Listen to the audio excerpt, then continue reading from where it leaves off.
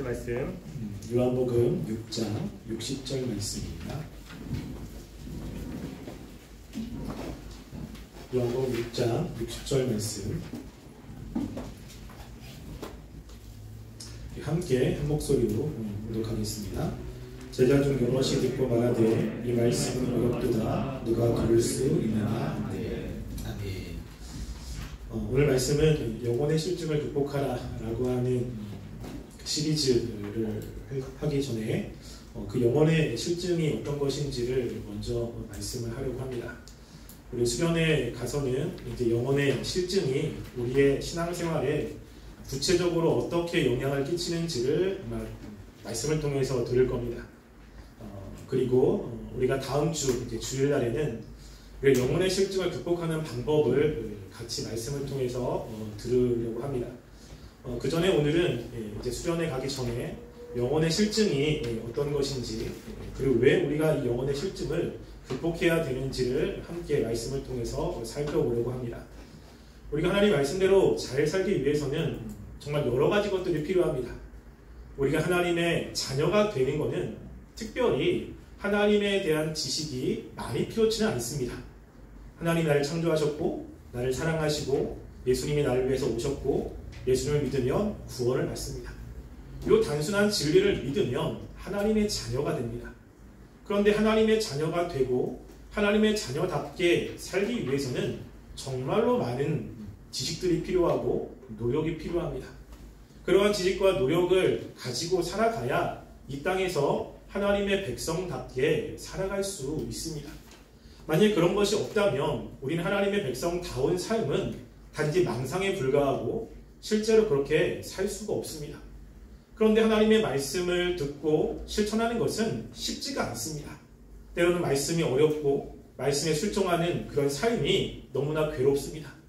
그럴 때 우리가 그 모든 것들을 극복하고 하나님께 나아가기 위해서는 우리 마음 가운데 하나님을 향한 열렬함이 늘 있어야 됩니다. 만약에 그런 열렬함이 싫고 이 오늘 말씀처럼 영혼의 실증이라고 하는 것이 찾아온다면 우리는 하나님의 말씀도 뒤로하고 하나님의 뜻도 뒤로하며 살아갈 수밖에 없을 것입니다. 오늘 말씀은 예수님께서 이제 제자들에게 또 예수님을 따르는 사람들에게 예수님 자신이 어떠한 분인지를 이야기를 합니다.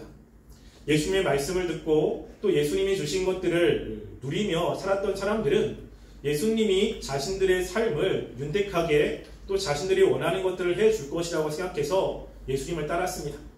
근데 예수님께서 오늘 말씀에 굉장히 어려운 말씀을 합니다. 그것은 자신이 생명의 떡이라는 겁니다. 자신을 먹지 않으면 생명을 얻을 수 없다고 이야기를 하죠. 이것은 이들이 생각할 때는 정말 이해할 수 없는 말씀인 것입니다.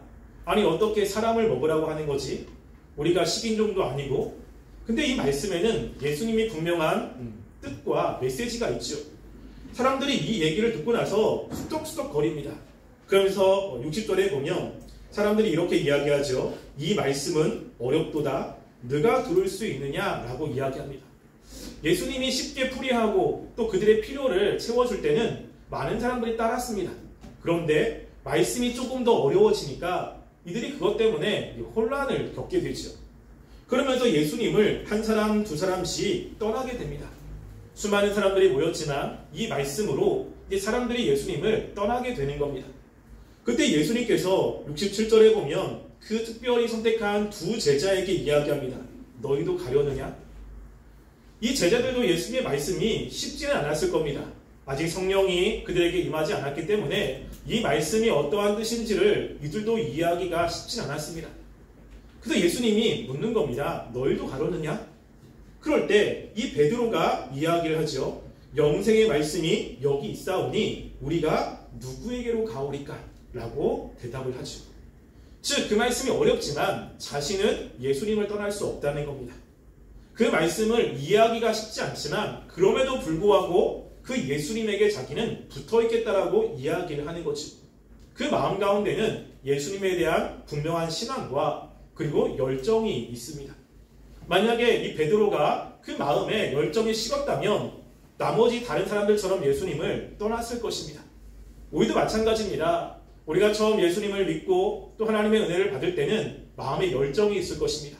주님을 위해서 주님이 가라고 하는 곳은 내가 다 가겠습니다. 그런데 어느 순간 이 주님의 말씀도 별로 관심이 없고 주님의 뜻도 관심이 없는 우리의 모습을 보게 되죠. 무엇 때문인지 자꾸만 하나님이 주시는 말씀이 부담스럽고 또 하나님의 말씀대로 살아가는 것이 너무나 힘들어서 그 말씀을 뒤로하고 싶은 마음이 들고 때로는 하나님이 나에게 주신 고통이 너무 힘들어서 하나님을 원망하며 불평하는 모습으로 바뀌게 되는 우리의 모습을 보게 됩니다. 우리가 왜 어떻게 그렇게 변했을까요? 우리는 그것이 왜 그렇게 됐는지 잘 모릅니다. 어찌어찌 하다 보니까 그렇게 된 것처럼 생각이 들죠. 그런데 성경에는 우리가 왜 그렇게 바뀌는지에 대해서 이야기를 합니다. 우리가 그것을 함께 살펴보려고 하는 것입니다. 그것은 바로 영혼의 실증이라는 것 때문에 그렇습니다. 성경에는 실증이라는 단어가 없습니다. 그렇지만 싫어한다는 단어는 굉장히 많이 등장합니다. 우리가 레위기 26장 5절에 보면 이렇게 제가 읽어드릴게요. 26장 15절에 보면 내 규례를 멸시하며 마음에 내 법도를 싫어하며 라고 이야기하죠. 싫어한다는 겁니다. 그래서 우리가 하나님에 대한 싫어하는 마음을 가지고 있어요. 이 싫어한다라고 하는 것은 두 가지의 의미가 있습니다. 첫 번째는요, 적극적으로 하나님을 혐오한다라고 하는 의미가 있습니다. 그래서 이 단어는 로마서 1장 28절에 이렇게 이야기하는데요. 또한 그들이 마음에 하나님 두기를 싫어하매 하나님께서 그들을 그 상실한 마음대로 내버려 두사 합당하지 못한 일을 하게 하셨으니 라고 이야기합니다. 그들이 마음에 하나님의 두기를 싫어하는 겁니다. 하나님을 알지 못하는 사람들은 그 마음 가운데 하나님에 대한 혐오함이 있습니다. 하나님이라고 하는 분에 대해서 그 마음속에서 거부감이 있습니다. 이거를 싫다라고 하는 단어로 표현하죠. 뿐만 아니라 그것만이 아니라 또 무엇이 있냐면요. 소극적으로 피곤하다라고 하는 뜻이 있습니다. 이 권태감이라고 하는 거죠. 또 어떤 일이나 상태에 대해서 시들어져서 실증이나 게으름을 느끼는 것을 이야기를 합니다. 그래서 지금 이것을 영혼의 실증이라고 하고 우리가 함께 살펴보라는 것이 바로 이겁니다. 하나님을 믿는 사람 가운데 하나님을 혐오하는 사람은 없을 것입니다. 왜냐하면 그 사람이 무엇인지 알고 또 그렇게 하면 안 된다고 생각을 하죠. 그래서 만약에 혐오감이나 반감을 갖는다면 야 이거는 죄다. 이렇게 하면 안 된다. 라고 생각을 할 겁니다. 그런데 혐오감으로 가기 전에 반드시 실증이라는 것을 거치게 됩니다. 그래서 이 실증의 문제가 왜 중요하냐면 우리 마음 가운데 하나님에 대한 이 실증을 가지고 있으면 시간이 지나면 하나님에 대한 반감으로 가게 되기 때문에 그렇습니다. 여러분 하나님의 은혜에 감사하고 그것 때문에 너무 감격하는데 갑자기 그 다음날 하나님이 너무 싫다. 여러분 이렇게 되는 케이스는 거의 없습니다. 하나님의 열렬함과 사랑이 실증이라는 것을 통해서 점점점 소원함으로 바뀌게 됩니다. 하나님과 관련된 것을 열심히 추구하다가 하나님의 말씀을 열심히 읽다가 어느 순간부터 소홀해지기 시작해요. 하기 싫은 거죠. 그래서 매일매일 말씀을 읽다가 이틀에 한 번씩 말씀을 읽고 3일에 한 번씩 말씀을 읽고 일주일에 한 번씩 말씀을 읽고 점점점 소홀해집니다. 그러다가 어떻게 되죠? 반감으로 이제 점점점 변화되는 것을 보게 됩니다. 그래서 예배에 대한 열렬함이 점점점 식으면서 예배를 드리고 싶지 않은 생각이 들고 열심히 기도하던 사람이 이 기도가 점점점 싫고 기도를 하자고 그러면 이제 반감이 들기 시작하는 거예요. 기도를 해야 된다는 걸 알지만 그리고 기도를 해야 산다는 거 압니다. 그래서 말로는 기도하기 싫어 안 할 거야 라고 하는 말은 안 합니다. 왜냐하면 그렇게 하면 안 된다는 걸 알잖아요. 그러니까 그런 말은 안 해요. 근데 뭐냐면 야 기도해 가야지 라고 했을 때 마음에 이 반감이 드는 거죠. 안 하고 싶은 겁니다. 너무너무 싫은 거죠. 그러면 점점점 하나는 더 멀어지는 일이 벌어지게 되는 겁니다. 그래서 이 이유는 바로 이 마음속에 있는 이 실증이라고 하는 권태가 이것을 그냥 방치하기 때문에 그래요. 우리가 하나님에 대한 반감은 내 마음속에 내가 왜 이런 마음을 갖지? 라고 하면서 그 반감을 가졌을 때 깜짝 놀랄 겁니다. 그런데 하나님에 대해서 조금씩 식어지는 것들에 대해서는 별로 그렇게 중요하게 여기지 않습니다. 그런데 이 반감이나 하나님을 거부하는 것은 이렇게 마음 가운데 점점점 싫어하는 마음이 계속 유지가 되면서 우리가 하나님께로부터 멀어지게 되는 거예요. 그래서 이 실증을 그대로 두면 결국에는 예수 믿지 않은 사람과 별반 다르지 않는 모습을 갖게 됩니다. 물론 교회에서 나와서 예배를 드리죠. 하나님의 말씀은 중요하다고 하고 기도 중요하다고 이야기는 합니다. 그런데 그가 적극적으로 그것을 하지는 않습니다. 그래서 그냥 말로 그렇게 이야기를 하는 거죠. 이것이 바로 실증 때문에 그렇습니다. 우리가 하나님부터 멀어지게 만드는 대표적인 두 가지 죄가 있습니다. 이것은 반드시 극복을 해야 되는 것이에요. 이거 굉장히 중요합니다. 죽을 때까지 싸워야 되는 그 죄거든요. 그게 뭐냐면 실증과 게으름이에요. 이 두 가지는 너무너무나 중요합니다. 자, 여러분들에게 질문을 하나 드리겠습니다. 자, 육체가 굉장히 부지런한데 영혼의 실증에 빠졌을 때 무엇인가 열심히 합니다. 근데 영혼에 점점 실증에 빠졌을 때와 반대로 영혼은 열렬한데 육체가 게을러. 무슨 말인지 알겠죠? 두 개 중에 어느 것이 신앙생활이 더 힘들겠습니까? 어느 것이 더 위험할까요? 육체는 부지런한데 마음에 실증이 생겼어. 그거랑 마음은 열렬한데 육체가 게을러. 여러분 두 개 다 굉장히 힘들거든요. 근데 어느 게 더 힘들까요? 첫 번째, 두 번째. 첫 번째, 두 번째? 두 번째, 첫 번째. 네, 그쵸. 자, 뭐가 더 힘드냐면요. 첫 번째가 더 힘들어요. 첫 번째가. 우리가 말씀대로 살기 위해서는 두 가지를 가지고 있어요. 하나는 성실함과 부지런함입니다. 성실함은 뭐냐면 내가 맡은 일에 열심히 그 일을 감당하는 거예요. 그 마음의 경향성입니다. 그래서 우리가 어떤 사람에게 그 일을 맡겨놓으면 그 사람이 성실하게 그 일을 해요. 그래서 그 일에 펑크내지 않고 그 일을 항상 그때그때 계속합니다. 그런데 이 성실함이 실증을 만나게 되면 나태하게 돼요. 이게. 그래서 그 일들을 열심히 하는 것들이 사라지게 됩니다. 부지런함이라는 것은 뭐냐면 우리가 의무를 시행하는 방식이에요. 그래서 어떤 일을 할 때 어떤 사람은 부지런하게 합니다. 미리미리 그 일들을 감당하죠. 그런데 이 부지런함과 관련된 것은 뭐냐면 게으름이에요. 게으름. 그래서 게으르면 부지런하지 않습니다. 그래서 우리가 성실함에는 실증이 질병이고 부지런함에는 게으름이 질병이에요. 이 두 개는 굉장히 힘듭니다. 그리고 이것이 우리의 신앙생활에 굉장한 영향을 끼치게 돼요. 그래서 게으른 사람은요 절대로 성화의 삶을 살 수 없습니다. 여러분. 그러니까 하나님의 일을 감당할 때는 부지런해야 돼요. 그래서 계속해서 이 게으르게 살아간다 그러면 하나님의 말씀을 제대로 지킬 수 없고요. 하나님과 바른 관계를 맺을 수가 없습니다. 그래서 여러분들이 잠언에 보면 게으름에 관해서 굉장히 많이 이야기를 합니다. 이 게으름에 대해서. 게으름을 극복하라. 그래서 게으른 사람들은 그 문이 힌지를 통해서 도는 것처럼 계속 돌아요. 뭐냐면 우리가 게으르다라고 이야기했을 때는 무엇인가 안 한다고 생각하잖아요. 근데 게으른 사람도 굉장히 열심히 합니다. 근데 뭐냐면 계속 그 자리에서 돌아요. 그 자리에서. 무엇인가를 하면 거기에 발전이 있고 그리고 성숙이 있어야 되는 겁니다. 그래서 그걸 통해서 나름대로 노하우가 생겨야 되는데 이 게으른 사람은 계속 뭔가를 하지만 발전이 없어요. 계속 그 일을 다람쥐 책박시 돌듯이 계속 하는 거예요. 이것을 잠언에서 게으른 자라고 이야기를 합니다. 그런데 이 게으름과 관련해서 이 실증은 더 문제가 되는 거예요.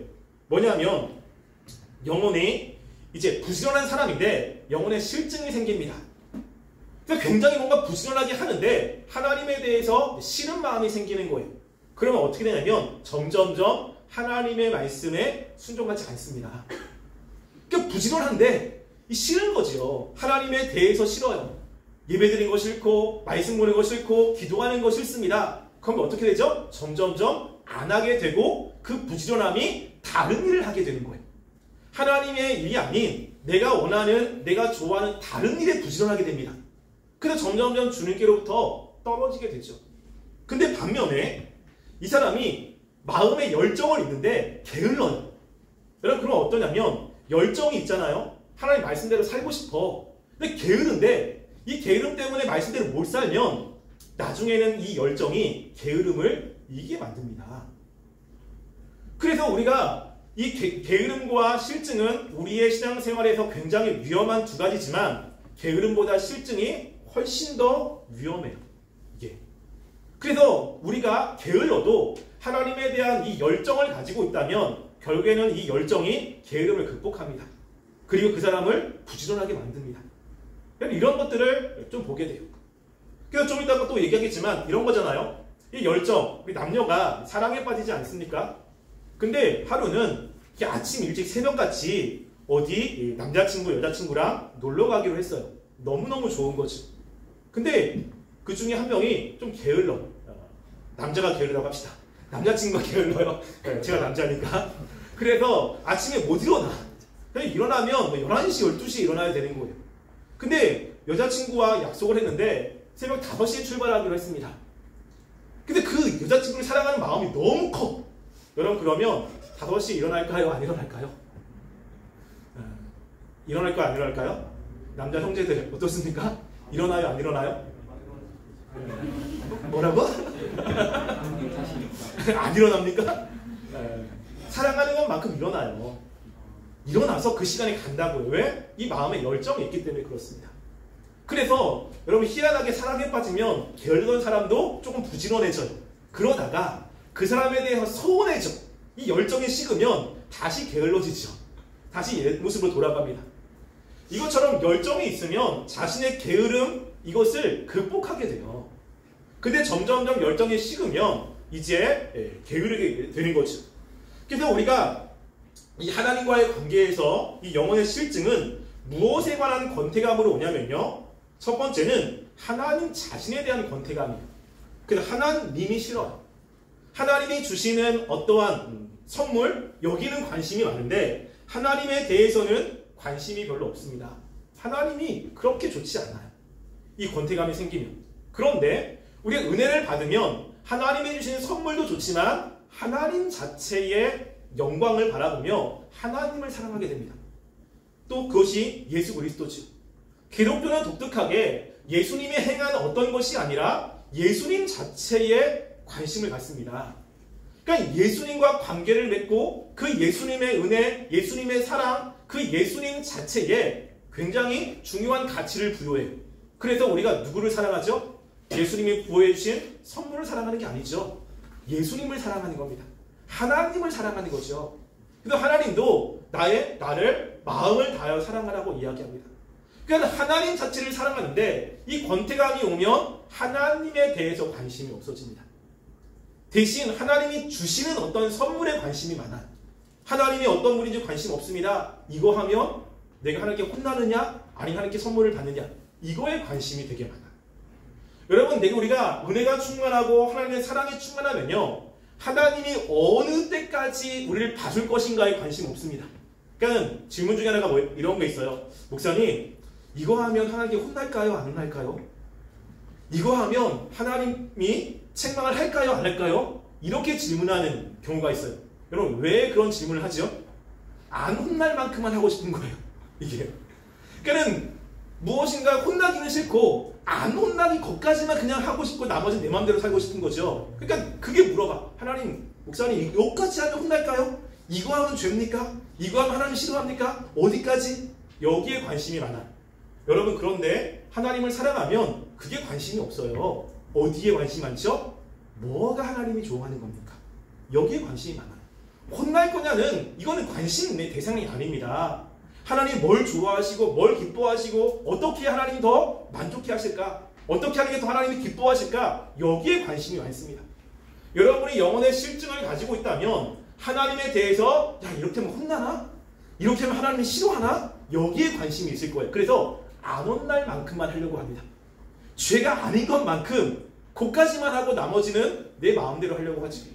근데 마음의 영혼의 열렬함과 하나님의 사랑이 있으면 그거는 관심이 없어요. 더 하려고 그러죠. 하나님이 원하시는 만큼 또 그것보다 더 하려고 애를 쓰는 모습으로 나타나게 됩니다. 그 영혼의 실증이 있으면 하나님에 대해서 권태감이 오기 시작하는 거예요. 하나님이 그렇게 좋지 않습니다.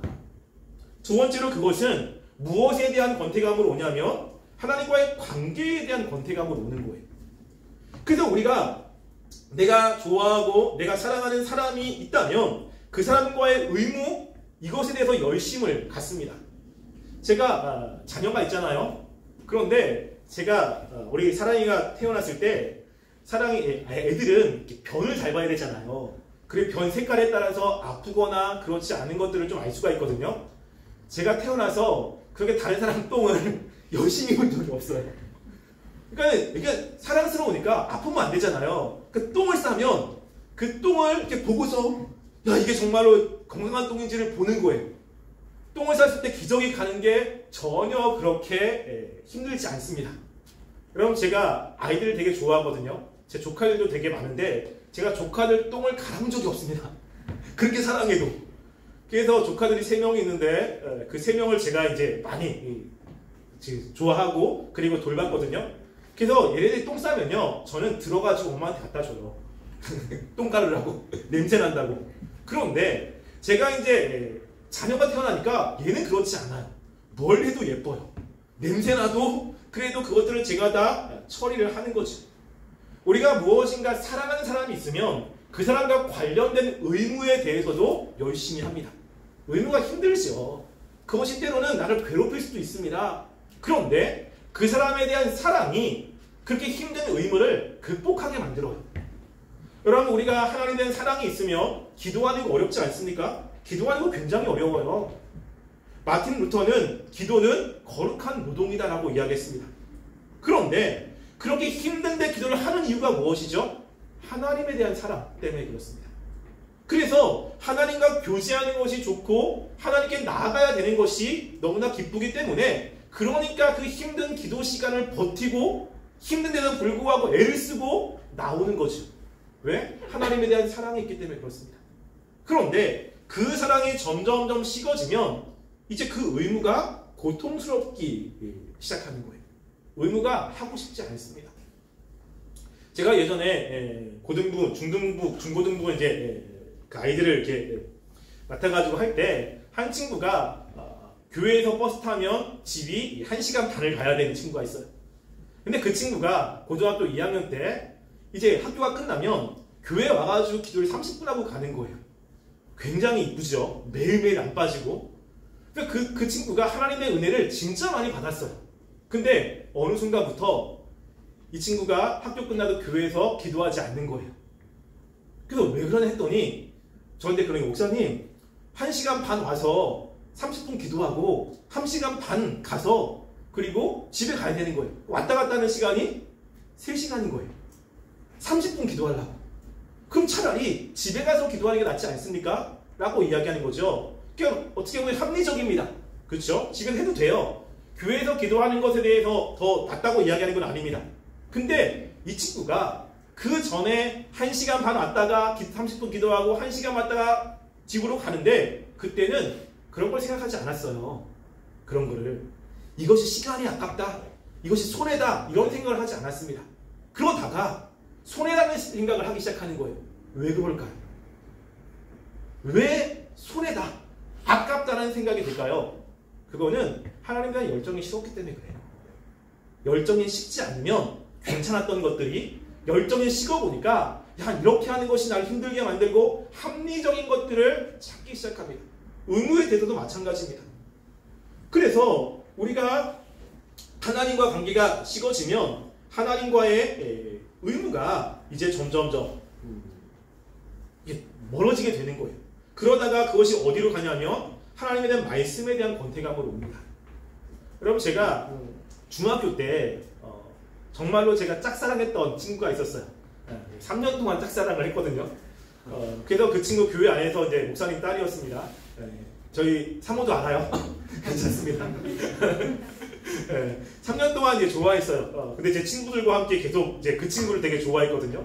그래서 되게 좋아했는데 점점 이제 좋아하다가 3년 만에 그 친구에 대한 고백에 이런 편지를 받았어요. 지금도 생각납니다. 노란색 편지지에 이렇게 편지를 써서 나도 너를 좋지만 그래도 친구들과 관계 속에서 어색하지 않게 우리 하자, 뭐 이런 거예요. 근데 점점 이렇게 좋았던 마음이 저한테 식어졌어요. 식어지면서 나타나는 현상 중에 하나가 그 친구에 대해서 싫어지는 마음이 드는 거예요. 근데 그러면서 뭐 두시냐면 저는 그런 경우 처음 했는데 목소리도 듣고 싶지 않아. 목소리도. 그 친구가 막 얘기를 하면 짜증이 막 나기 시작하는 거죠. 점점점. 여러분 우리가 하나님의 말씀도 마찬가지예요. 하나님에 대한 사랑이 있으면 하나님의 말씀 되게 좋습니다. 듣고 싶어요. 그런데 우리가 하나님에 대한 실증이 나면 뭐냐면 하나님의 말씀이 듣고 싶지 않아집니다. 점점점 멀리하고 싶은 거예요. 그래서 그 말씀보다는 다른 것에 관심이 많습니다. 여러분 그러니까 이 권태감이라고 하는 것은 첫 번째로는 하나님에 대한 권태감이고요. 왜냐하면 죄는 하나님과 관련되어 있기 때문에 그렇습니다. 하나님에 대한 권태감은 하나님의 관계에 대한 권태감으로 오고 관계에 대한 권태감은 의무에 대한 권태감으로 오고 의무에 대한 권태감은요 말씀에 대한 권태감으로 와요. 그러니까 결국에는 말씀 듣기가 싫습니다. 이것이 이제 점점점 하나님과의 관계가 멀어지게 만드는 거예요. 이게. 그러니까 우리가 하나님 말씀을 들어야 우리가 어떻게 생활해야 되는지 또 우리의 삶 가운데 하나님이 어떻게 역사하는지를 알 수 있잖아요. 하나님을 사랑해야 그 사랑 가운데 하나님이 주시는 은혜들을 경험하게 되고 그걸로 힘을 내서 나가는데 이 권태감, 이 실증이 빠지게 되면 이 모든 것들이 다 귀찮아지기 시작합니다. 반감까지는 아니에요. 근데 소홀해지기 시작해요. 하고 싶지 않은 겁니다. 그러니까 그 유익을 얻을 수 없는 거예요. 그러니까 예배를 드려야 되고 말씀을 읽어야 되고 기도를 해야 되는 거 압니다. 그리고 그것이 유익하다는 거 알아요. 그런데 어떻게 되죠? 안 하는 거죠. 그러니까 그 유익이 무엇인지를 잘 모르는 겁니다. 근데 그렇게 될 때 이 실증이 있다는 거예요. 실증이. 그러면 우리가 실증의 원인이 무엇인지를 좀 이야기를 하려고 합니다. 실증의 원인이 분명히 있습니다. 자, 실증의 원인은 두 가지인데요. 하나는 이제 원론적인, 근본적인 원인이 있고 또 하나는 실제적인 원인이 있습니다. 자, 근본적인 원인은 우리가 어쩔 수 없는 거예요. 뭐냐면 우리 마음에 부패함이 있기 때문에 그렇습니다. 그러니까 우리가 거듭나도 마음 가운데 죄가 존재하잖아요. 이 죄라는 것은 하나님과의 관계 속에서 하나님부터 멀어지려고 하는 거예요. 그러니까 죄가 있기 때문에 하나님에 대해서 싫어하는 마음이 있을 수밖에 없는 거예요. 이게. 왜냐하면 우리는 불완전한 존재이기 때문에 그렇습니다. 그래서 여러분 하나님은 실증이 있을까요? 없을까요? 있을까요? 없을까요? 하나님 실증. 하나님 실증이 없습니다. 하나님은 사랑이세요. 온전한 사랑. 실증이 없어요. 근데 우리는 온전하지 않습니다. 그렇기 때문에 이 죄가 하나님을 사랑하는 그 마음 가운데 들어와서 하나님에 대해서 반감으로 만들게 하기 위해 먼저 실증, 싫어하는 마음을 갖게 만드는 거예요. 싫어하는 마음이 되면 점점점 반감으로 갈 수 있기 때문에 그렇습니다. 그러니까 우리의 존재에 이 불안전함 때문에 이 실증은 가질 수밖에 없어요. 있을 수밖에 없다는 겁니다.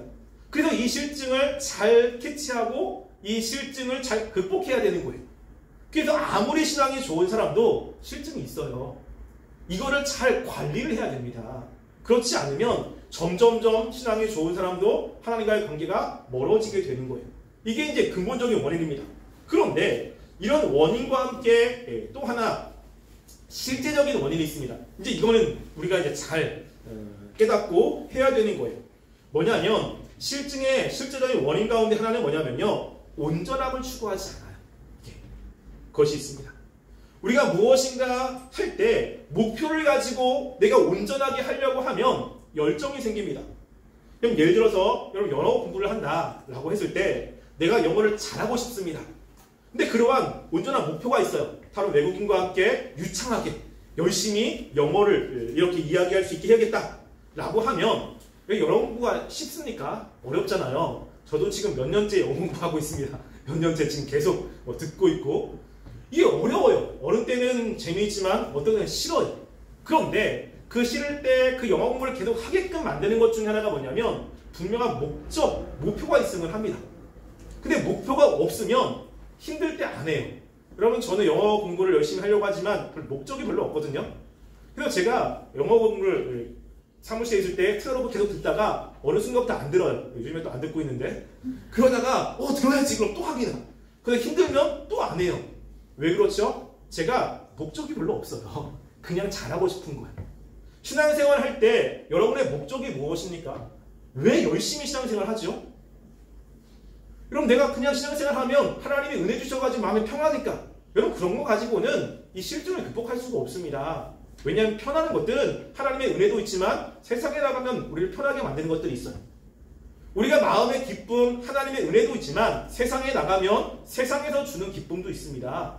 그러니까 내가 굳이 하나님 앞에 나와서 하나님이 주는 기쁨보다는 세상에 있는 기쁨을 추구하며 그것들 가지고 살아가도 비슷한 것들을 느끼니까 별로 관심이 없어요. 이게 정말 우리가 신앙생활 할 때 중요한 것은 신앙생활의 정말로 중요한 목표, 그 목표 한 가지밖에 없습니다. 하나님의 영광을 위한 거예요.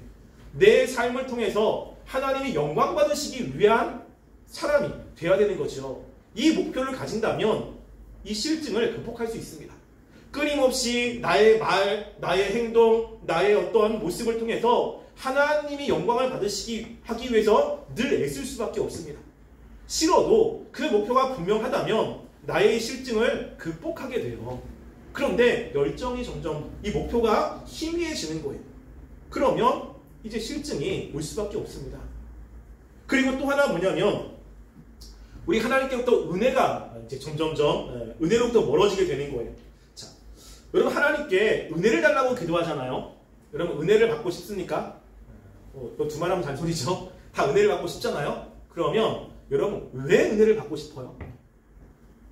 은혜를 받고 싶은 이유가 뭡니까? 왜? 그럼 왜 은혜를 받고 싶어 한번 생각해 보세요. 왜 은혜를 받고 싶지? 근데 그 이유가 은혜를 받으면 마음이 평안하고 은혜를 받으면 기분이 좋고 은혜를 받으면 삶에 활력소가 있기 때문이다 라고 한다면 여러분 하나님이 주는 은혜에 대해서 잘못 생각하고 있는 것입니다. 여러분 하나님이 우리에게 은혜를 주실 때 왜 하나님이 은혜를 주시겠습니까? 은혜를 주신 이유가 뭡니까? 은혜를 줘서 은혜를 받은 사람이 자신이 있는 곳에서 하나님을 바라보며 하나님을 위해서 살게 하기 위해서 은혜를 주시는 거예요. 이게 하나님이 우리에게 은혜를 주시는 목적입니다. 그래서 그 마음 가운데 만족감, 기쁨, 그리고 마음의 평안함도 함께 주면서 하나님을 위해서 살라고 주시는 거예요. 근데 우리가 그렇게 살지는 않고 은혜만 이렇게 경험한다면 이것은 뭔가 하나님과 핀트가 안 맞는 거죠. 그래서 우리가 은혜를 계속 추구해야 되는데 이제 은혜도 멀어져요. 왜냐하면 하나님이 주시는 그 기쁨보다 세상에 주는 기쁨도 있고 거기서 만족감을 얻을 수 있으니까 점점점 멀어집니다. 여러분 근데 우리가 몸은 자연에서 멀어질수록 우리의 몸은 질병에 가깝고요. 은혜에서 멀어질수록 실증에 가깝습니다. 은혜라는 것을 경험하게 되면 하나님의 사랑을 경험할 겁니다. 은혜라는 것을 많이 경험하게 되면 여러분들이 하나님이 얼마나 귀중한 존재라는 것을 깨닫게 됩니다. 그래서 은혜를 계속 경험하면 경험할수록 하나님의 주신 은혜가 내 마음 가운데 분명히 경험이 되고 그 은혜에 대한 기쁨이 있어요.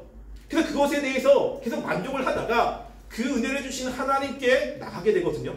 그런데 은혜를 경험할 수가 없는 겁니다. 하나님께 오는데 하나님의 사랑이 뭔지를 모르겠어요. 하나님께 왔는데 하나님의 마음이 뭔지가 깨달아지지 않아요. 여러분 그러면 왜 오겠습니까?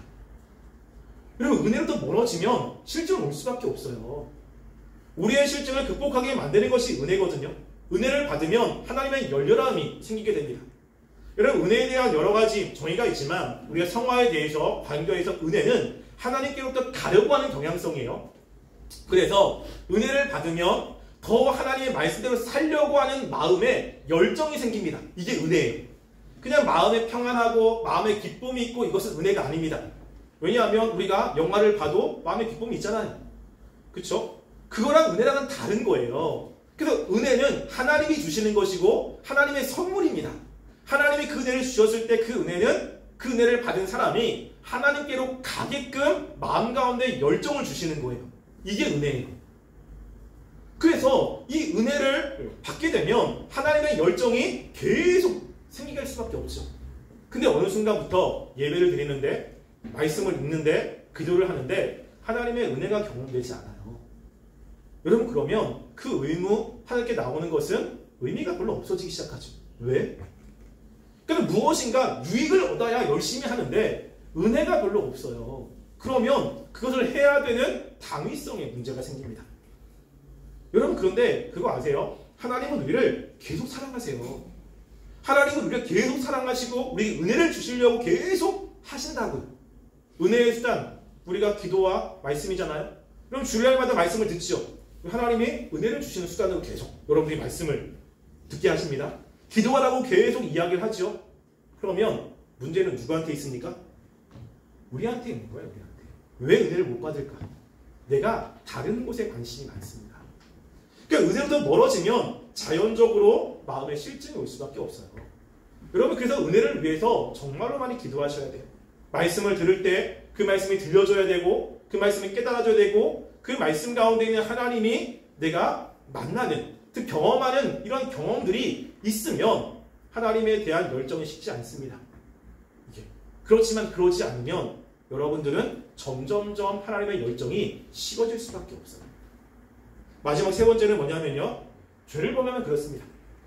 죄를 범하면 이 죄 자체가 하나님께로 멀어지려고 하는 거기 때문에 죄를, 우리가 알고 있는 죄를 밖으로 이렇게 행동으로 하면 마음 가운데 이 실증이 하나님께 멀어지는 것이 굉장히 급속도로 생깁니다. 그러니까 마음 가운데 그냥 미운 감정이 있는 거랑 이 마음에 있는 것들을 밖으로 내뱉는 거랑은 달라요. 그러니까 마음에 있는 거는 그래도 괜찮아요. 근데 내뱉으면 이 내뱉는 그 순간부터 우리는 그 행동에 영향을 받게 됩니다. 그래서 우리가 죄를 계속 같은 죄를 반복해서 지면 우리는 점점 하나님께서 멀어지기 시작해요. 멀어지는데 은혜는 못 받아. 계속 멀어질 수밖에 없습니다. 그래서 결국에는 이 죄가 뭔지를 알고 이 죄와 싸움을 해야 되는 거예요. 그렇지 않으면 여러분 실증 있을 수밖에 없습니다. 그럼 코로나 기간 동안에 많은 사람들이 하나님에 대한 열정이 식어졌다는 이야기를 정말 많이 듣습니다. 여러분, 왜 식어졌을까요? 그러면 교회에서 예배를 못 드리고 공동체에서 뭔가를 하지 않는 거죠. 근데 공동체에서 예배를 드리고 할 때 무엇이 우리를 붙잡게 만드는 것이었습니까? 그거는 바로 말씀을 통해서 하나님의 은혜를 경험하게 되는 거예요. 은혜를 계속해서 경험하면 하나님의 열정이 생기게 되고 그래서 말씀대로 더 살려고 애쓰고 하나님이 좋아지는데 이 은혜가 점점점 사라지고 은혜가 사라지니까 대신 내 마음대로 살려고 하는 죄성이 강해지니까 하나님께로부터 멀어지게 되는 것입니다. 여러분, 이것이 실제적으로 우리가 이 실증에 빠지는 원인이에요. 그러니까 우리는 두 가지를 해야 돼요. 첫 번째는 뭐냐면 내가 하나님의 은혜를 받으려고 굉장히 노력하셔야 됩니다. 애를 쓰셔야 돼요. 그리고 또 하나는 죄로부터 멀어지려고 이야기를 다짐하셔야 됩니다. 그래서 우리가 여러분들 우리 한 달에 한 번씩 하는 금요일날, 제가 금요일날 요즘에 이제 설교하는 제목이 죄죽임이라고 하는 주제를 가지고 설교를 하거든요. 그래서 그 주제가 굉장히 중요한 거예요. 죄를 어떻게 죽이느냐, 그리고 죄가 우리 가운데 어떤 영향을 끼치느냐, 이거를 알아야 죄로부터 멀어질 수 있습니다. 그래서 우리가 이번에 이제 가서 금요일날, 토요일날 그러면 이 실증이 우리의 이런 의무, 하나님과의 관계에서 구체적으로 어떻게 영향을 끼치는지를 함께 살펴볼 겁니다. 여러분들이 이번 수련회를 통해서 영혼의 실증이 있다면 좀 극복하는 그런 기회가 되었으면 좋겠어요. 그리고 이 실증을 어떻게 극복해야 되는지를 좀 깨달아서 하나님과의 관계가 회복되는 귀한 시간이 되기를 간절히 소원합니다. 기도하겠습니다. 우리가 이 시간에 함께 말씀을 생각하시면서 기도했으면 좋겠습니다.